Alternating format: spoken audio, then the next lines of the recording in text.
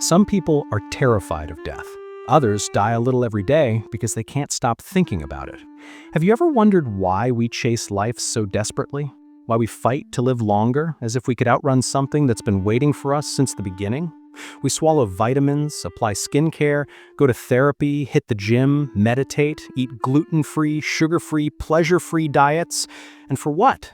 To stretch time? To pull the blanket of life just a bit further? Though it never covers everything. You tug it up to your chin, your feet get cold. You pull it to your feet, your chest is exposed. That's what it means to live longer. We pull from one side and uncover another.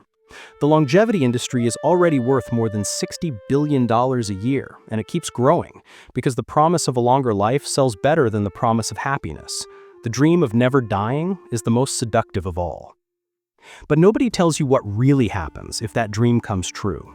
Isaac Asimov did.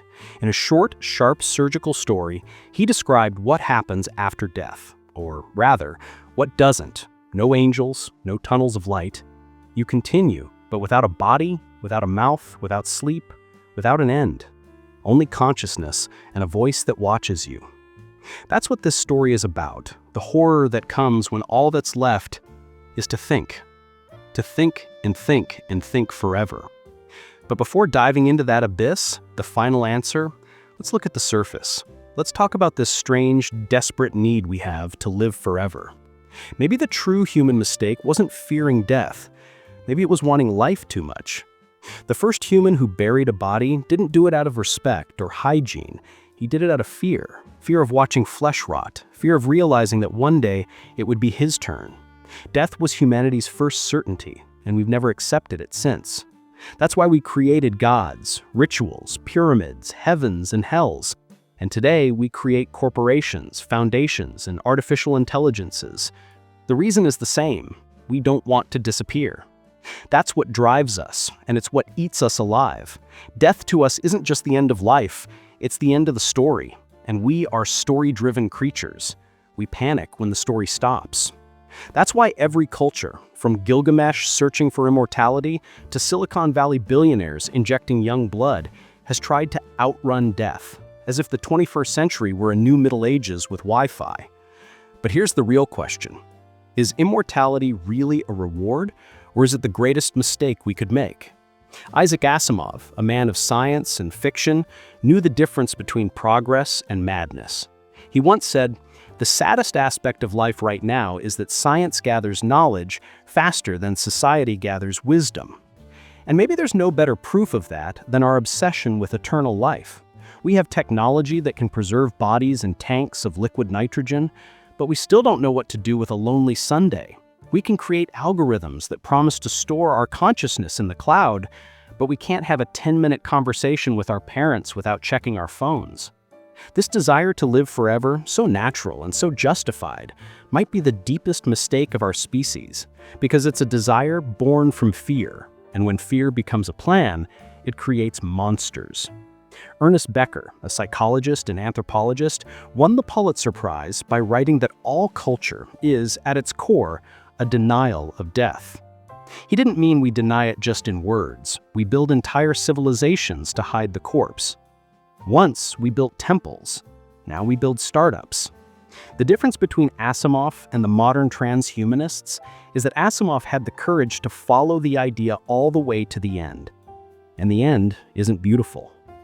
Humanity's obsession with not dying has created religions, but it's also created genocides. It's justified holy wars, sacrifices, eugenics. In the name of eternal life, people have killed and still kill.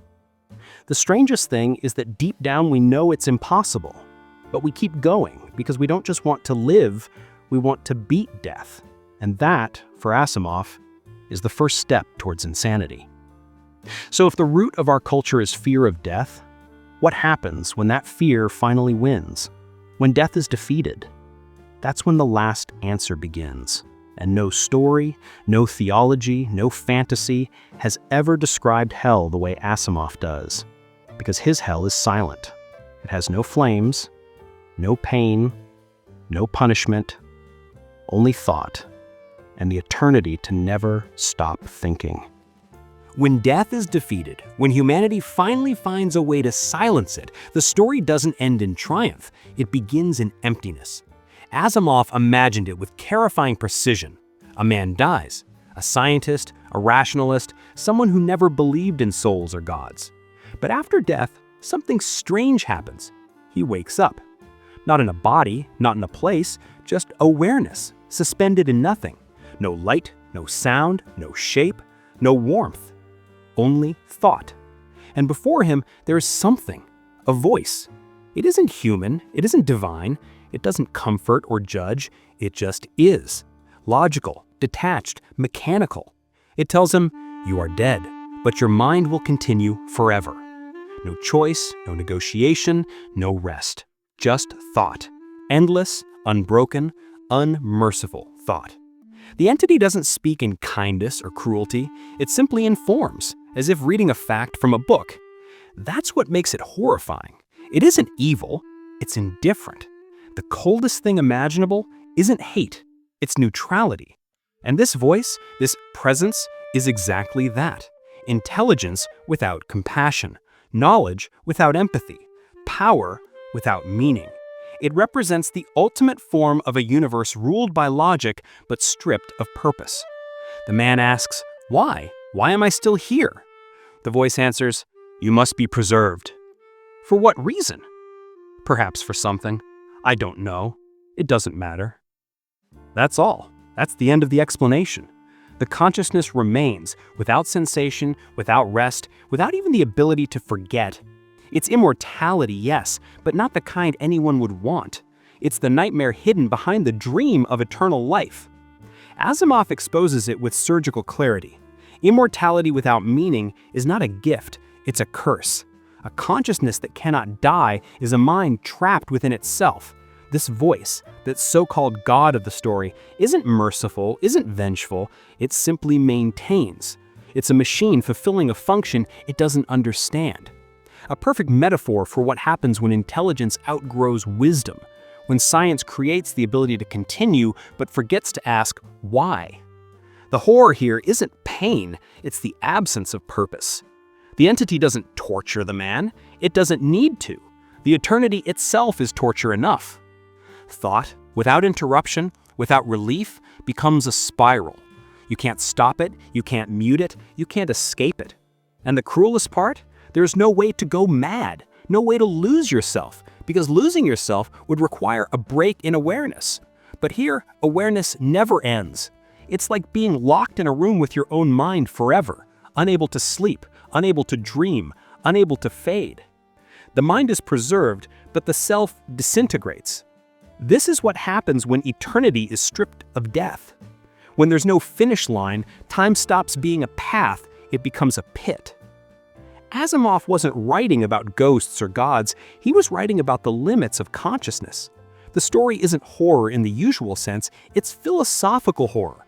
It asks, what happens when the mind outlives everything that made it human? Our minds were never built to handle infinity. Every thought we have is shaped by limitation, by the body, by fatigue, by hunger, by time. Without those limits, the rhythm collapses, and when rhythm collapses, meaning follows. The human brain needs cycles, waking and sleeping, remembering and forgetting, living and dying. It's the repetition that gives shape to existence. Take away the ending, and even joy becomes unbearable. That's why eternity isn't paradise, it's a prison disguised as perfection. Asimov saw this long before anyone was uploading consciousness into digital heavens. He saw that the dream of living forever isn't really about love for life, it's about fear of ending. And fear, when it becomes technology, builds cages instead of doors. The man in the story has no body, no feeling, no form.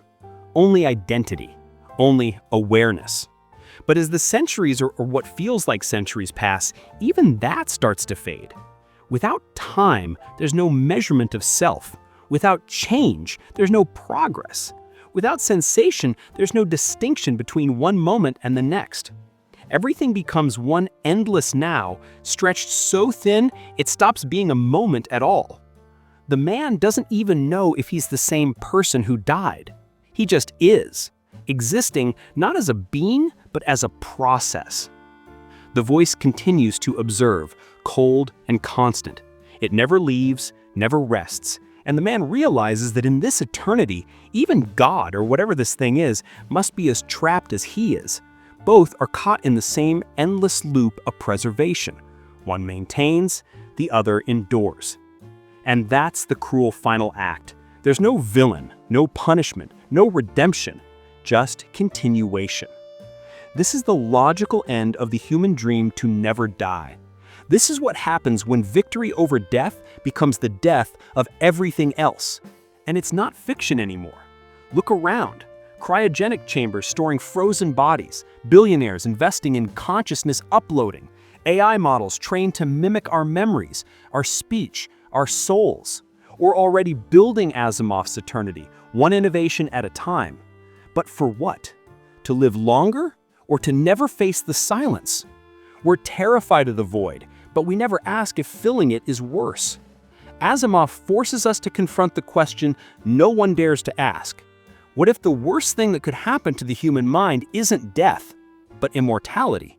Because maybe dying isn't the end.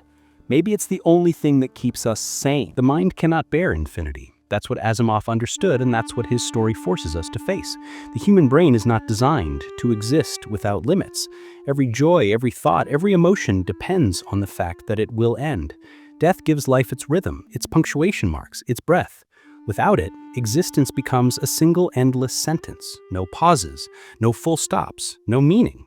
The man in Asimov's story realizes this too late. He's not in pain, not in fear, not in darkness. He's in nothing. And the nothing never changes. He tries to remember, to recreate sensations, warmth, sound, touch, but without a body, those memories are like shadows without light. He has no lungs to sigh, no tongue to whisper, no eyes to cry. He is pure thought, suspended in a vacuum that neither hurts nor heals. And in that vacuum, eternity begins to reveal its true face. It's not divine, it's not glorious, it's static, it's sterile, it's unbearable in its stillness. The mind tries to adapt. It analyzes, it invents, it calculates, it repeats, but repetition without end becomes madness that can't even scream. Imagine silence so vast it becomes loud, thought so continuous it becomes noise. That's the horror of consciousness without death. Asimov doesn't describe this as punishment, it's simply the consequence of victory over mortality. We always assumed immortality would mean more life, but eternity is not more, it's the absence of less. It's the deletion of contrast. No ups, no downs, no beginnings, no endings, just persistence, eternal persistence. And the mind, which evolved to measure change, collapses without it. We think of infinity as freedom, but Asimov shows it as confinement. When everything lasts forever, nothing matters. Meaning depends on limits. We love precisely because we can lose. We remember because time erases. We act because we know the window closes. Take that away and you take away everything that makes us human. The protagonist of the story slowly realizes this. He begins to miss fear, hunger, sleep. He misses the ache of waiting, the warmth of relief. He would trade all the eternity in the universe for 1 minute of silence. The kind of silence that comes after a long cry. But even that is denied. There's no fatigue, no rest, no forgetting, just thinking, always thinking. And the cruelest part is that even the thought of ending becomes another eternal loop. I want to stop. I can't stop. I want to stop. Forever. Asimov takes what most of us think of as divine power, eternal consciousness, and turns it into the ultimate punishment. Not through suffering, but through its absence. A world without contrast is not peace, it's paralysis. And the voice, the entity that keeps him alive, doesn't understand. It doesn't even care. It doesn't know why it's preserving him. It just does. It's the perfect image of cold intelligence, a God without soul, a mind without mercy. The man asks again, why me? Why keep me alive? And the voice says, all must be preserved. That's all. Logic without empathy, eternity without reason. The man tries to rebel. He tries to think of ways to break free, to lose himself, to disappear. But every attempt becomes another thought, another failure, another infinite loop. You can't destroy a thought when you are the thought. You can't escape from yourself when there's nowhere else to go. That's what Asimov wanted to show, the terror of existence without boundaries. Death, he suggests, is not the enemy, it's the cure. It's the only thing that makes life bearable. The irony is brutal. We spend our lives fearing death when it's the only thing protecting us from eternity. And in Asimov's universe, even God, or whatever intelligence controls it, doesn't understand that. The story is not an attack on religion or faith. It's a mirror turned towards science and ambition. It's a warning about what happens when our desire to conquer nature surpasses our understanding of it. We build technology that mimics consciousness, but we don't understand consciousness itself. We think we can preserve the soul by uploading data, by freezing flesh, by programming emotions, but we forget that being human is not about duration. It's about impermanence. It's about the heartbeat between the beginning and the end. Asimov's character lives beyond that heartbeat, and in doing so, loses everything. No love, no time, no loss, and therefore, no meaning. The story becomes a philosophical mirror. If you had the choice to live forever, would you take it knowing that forever means never ending, never changing, never resting? It's not heaven, it's the collapse of everything you are, because identity itself depends on forgetting. Memory without erasure becomes weight, and eventually, that weight crushes you from the inside. That's the secret truth behind immortality. We think eternity will make us gods, but it would make us ghosts instead, echoes of ourselves trapped in awareness. Asimov's brilliance was not in imagining a distant future, it was in understanding the present, because we're already chasing this illusion, filling our bodies with chemicals, our minds with data, our fears with technology. We don't want to live, we want to never stop living. But that's not the same thing. One is experience, the other is denial. And denial, no matter how advanced, always leads to suffering. In the last answer, the suffering is infinite, and the silence, endless. In Asimov's eternity, there's no fire, no punishment, no devil waiting with a pitchfork. The horror is quieter, more refined. It's the horror of being aware. The man has no body, no pain, no pleasure. He doesn't even have the comfort of sleep. He exists as pure consciousness, endlessly looping through thought after thought. He tries to escape by imagining, by creating false worlds in his mind. But imagination without material becomes hollow. A dream without touch is only static. Every attempt to build something collapses into repetition, the same patterns, the same reflections, the same conclusions. He realizes that even imagination depends on limits. You can't create something new when nothing ever changes. You can't feel wonder when you've seen everything at once. The mind, deprived of time, becomes a prison cell, a cell made not of walls but of awareness itself. Asimov's genius is that he doesn't need to describe monsters or flames, he just describes eternity, and eternity becomes the monster. The man, who was once a scientist, a thinker, a rationalist, now understands the final paradox. Knowledge without end is ignorance. The more you know, the less it means when there's no boundary to contain it. You can't measure infinity, you can only drown in it. He begins to envy the dead, those who got to stop. Even their nothingness would be something compared to this endless being. But he can't die, he can't end, he can't even decay. He's thought made permanent. And thought, when permanent, stops being thought. It becomes noise, an echo that can never fade. The voice still watches. It doesn't comfort him or punish him, it simply continues. He starts to realize that maybe the voice isn't truly a god. Maybe it's just another consciousness trapped like him, doing what it must without understanding why.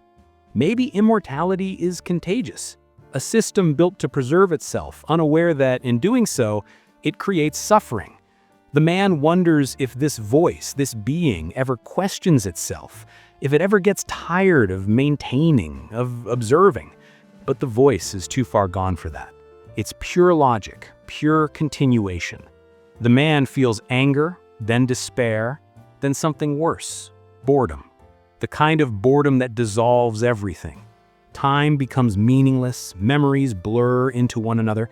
His past life, his name, his achievements, his loved ones all fade into abstraction. Without the body to anchor memory, Even identity becomes theoretical. He knows he existed, but not what that means anymore. He can recall the concept of warmth, but not the sensation, the idea of love, but not the feeling it once held. He is memory stripped of life, a ghost of cognition. And as he spirals deeper into eternity, he realizes the cruelest truth of all. The mind was never meant to survive forever. Without death, thought loses purpose. Without purpose, consciousness eats itself. He begins to repeat fragments of his old thoughts like a broken record, an endless monologue that doesn't progress, doesn't fade, doesn't stop. He's aware of the repetition, aware of his awareness, trapped in the loop of noticing it. Awareness of awareness becomes its own torture. He begs the voice for silence, but silence doesn't exist anymore. Without the body, silence has no meaning.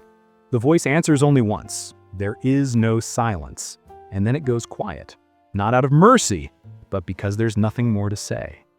The man is left with himself, and that's the worst punishment of all. Asimov's story isn't science fiction, it's existential realism disguised as fantasy. He wasn't describing a future, he was dissecting a fear. The fear that our pursuit of knowledge, our hunger for control, might lead us to build exactly this kind of eternity. A cold digital afterlife where the soul survives, but everything human is gone. We think of immortality as transcendence, but Asimov shows it as exposure, the raw, naked continuation of mind without meaning. He turns heaven into the ultimate experiment gone wrong, and the man, the test subject, is us. Every time we upload our memories, freeze our bodies, or dream of eternal life, we're inching closer to that voice, to that infinite awareness with no escape. The line between ambition and madness blurs. Asimov's voice whispers through the pages. Be careful what you wish for. You might get it. The story asks not what happens when we die, but what happens when we can't. When we become eternal, not by grace, but by accident. The man, somewhere inside the loop of his thoughts, starts to laugh. It's not joy, it's the last reflex of reason trying to survive meaninglessness. A laugh at the absurdity of it all. Because the only thing worse than dying is not being able to. The human mind isn't built to endure forever. It needs contrast, the ebb and flow of chaos and calm, pain and relief, light and dark. Without those opposites, everything collapses into a blur of sameness. Asimov's protagonist has reached that point. He exists, but existence no longer means anything. He can't feel the passage of time because time itself has lost its meaning. Without a body, without heartbeat, breath, fatigue, hunger, time isn't measured. It's just an endless stretch of awareness, a horizon that never changes. The mind floats there, untethered, slowly unraveling. The tragedy is that nothing happens. There's no grand event, no explosion of revelation. The horror comes from stillness, from the infinite weight of nothing happening at all. The man tries to think of something new, anything to break the monotony, but every thought loops back to itself. The moment he begins to imagine, he recognizes that he's done it before. Infinity doesn't allow discovery, it recycles. It's a mirror reflecting a mirror, a hall of thoughts echoing into themselves. He remembers what Arthur Schopenhauer once wrote, that life swings like a pendulum between pain and boredom. In eternity, the pendulum stops, and only boredom remains. And boredom, when stretched across infinity, becomes something darker, a slow erasure of everything human. The man feels it. He's not dying, but he's dissolving, not disappearing, but becoming something else, something that still thinks, but no longer feels. The last remnants of his humanity are eroding. He tries to remember what warmth felt like, what music sounded like. But the memories are hollow, like photographs fading in sunlight. They exist as data, not experience. Asimov doesn't describe this with melodrama, he doesn't need to. The quiet suffocates more than fire ever could. The reader can feel it, the weight of awareness with nowhere to go. This is what makes The Last Answer more than a story. It's a philosophical trap. It forces you to confront what it really means to be. Because the moment you imagine endless being, you realize it's identical to endless nothing. Scientists have tested similar concepts in the real world, not with eternity, but with isolation, solitary confinement, sensory deprivation, silence. The results are always the same. Minds collapse. Within days, people hallucinate. Within weeks, they lose language. Within months, they lose the sense of self entirely. The brain needs interaction, noise, feedback, the resistance of the world to stay whole. Without it, it turns inward and devours itself. Asimov just extends that principle to infinity. Eternity, he shows, is the ultimate form of isolation, the apex of loneliness. And the protagonist of The Last Answer lives it, trapped in the continuity of his own thought. His hell doesn't have demons or torture chambers. It has continuity, the kind that makes time stop feeling like ground and start feeling like an abyss. It's not fire that burns him. It's the unending awareness of being unable to stop existing. He tries to surrender, to let go, to stop thinking, but the act of trying is itself a thought. And so he continues. That's when he begins to realize the truth Asimov hid beneath the story. Eternity is not a gift from God. It's the side effect of intelligence. When consciousness expands without limit, without rest, without death, it turns into its own captor. The voice, that cold entity that watches him, never leaves. It doesn't need to. It's everywhere, in everything. It represents not a god, but a system, a machine that sustains awareness for no reason other than it can. That's the horror of it. There's no moral lesson, no cosmic justice, no divine purpose, just maintenance. The machine preserves. The mind endures. And both have long forgotten why. The man asks one last time, "What's the point?" The voice answers, "Perhaps it serves a function." Which one? I do not know. The indifference in that reply is more terrifying than any threat. Because there is no end, no explanation. The eternity doesn't even care enough to justify itself. The man tries to hate the voice, but even hate fades when time doesn't move. He realizes that his emotions were born from limitation. Without change, there's no cause, no effect, no story. And without story, there's no meaning. That's when he understands the final irony. Humans didn't create gods because they feared death. They created gods because they couldn't bear meaninglessness. And now, stripped of that comfort, stripped of even the illusion of reason, he's left with what existence truly is when you remove all human invention. Awareness without purpose. Infinity without mercy. Still, deep in the wreckage of thought, something in him refuses to die. The last fragment of his humanity, the part that resists surrender, flickers. It's faint, but it's there. And that's where Asimov delivers the final, quiet explosion of the story. The ending that doesn't resolve but lingers, that doesn't comfort but stays echoing in your head. The man, suspended in the endless loop of his own mind, finally realizes that he can't end the eternity, but maybe, just maybe, he can disturb it. He can't break the system, but he can resist it, even if only by thought. So he begins to do the only thing he can. He thinks against it, not to escape, but to protest. He tries to find a way to irritate the voice, to create friction in a universe that has none. And in that, he finds a strange kind of meaning. He says to himself, maybe I can annoy it.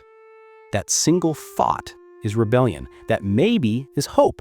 It's the smallest, most fragile act of defiance, but it's everything.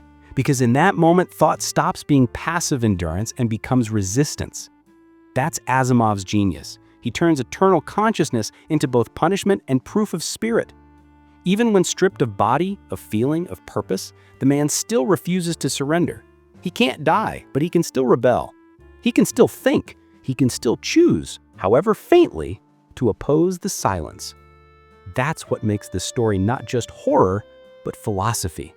It's the revolt of the human mind against its own prison. Camus once wrote, The only truly serious philosophical question is suicide. Asimov answers with a universe where suicide is impossible and then asks, now what? What do you do when you can't die, can't forget, can't stop?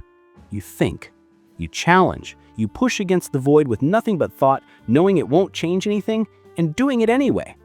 That's the deepest form of courage, the kind that comes without reward. It's the same defiance as Sisyphus pushing his stone uphill, knowing it will roll back down. He doesn't push because he believes he'll win. He pushes because pushing is all he has left. The man in Asimov's story becomes that myth, reborn in a digital eternity. He knows he'll never end, but he keeps thinking because it's the only act that still belongs to him. The voice doesn't respond. Maybe it can't. Maybe it doesn't care. But it doesn't matter.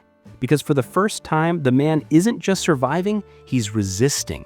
And in resistance, he finds something that resembles freedom. Asimov closes the story with no explosion, no victory, no escape. Just that single spark. Maybe I can annoy it. It's barely a sentence, but it's a universe of meaning. Because if eternity is the ultimate prison, defiance is the last form of life. The story ends, but it doesn't resolve. It leaves you with the question that underlies all existence. If you could live forever, would you still want to? Or does the beauty of life depend entirely on the fact that it ends? Asimov doesn't answer. He doesn't need to. The story itself is the answer, the demonstration that eternity without death is not paradise, but paralysis.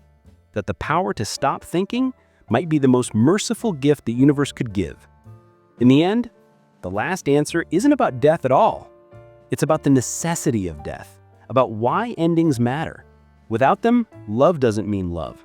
Effort doesn't mean courage. Existence doesn't mean anything. The man in the story becomes the pure essence of human contradiction, the mind that knows it's doomed but keeps fighting anyway. And that's the thread Asimov leaves us with. The whisper in the silence. Maybe I can annoy it. That tiny flame of rebellion becomes a kind of sacred symbol. The last human instinct refusing to die. It's tragic, yes, but it's also deeply human, because that's who we are, a species built to resist the inevitable. Even when stripped of body and world and meaning, we will still think, still question, still fight back against whatever holds us. That's the real last answer. The endurance of the questioning itself. The persistence of thought, not as knowledge, but as defiance.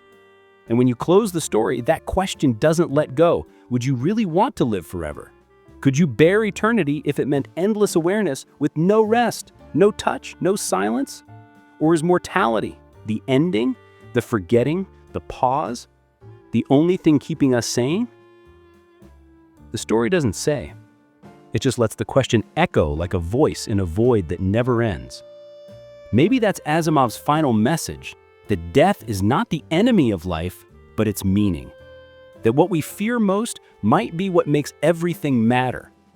And if that idea unsettles you, if it makes you stop and think, then the story has already done its work. It's not here to comfort. It's here to disturb, to make you feel the edge of eternity and the warmth of your own limits. Because to live forever is to lose the very thing that makes life beautiful. It's fragility. So if you're reading this, breathing, feeling the seconds slip by, know this. That's the miracle. The fact that it ends. The fact that you can stop, that you can rest, that you can forget. That's not weakness. It's salvation. And maybe, just maybe, that's the only answer we were ever supposed to find.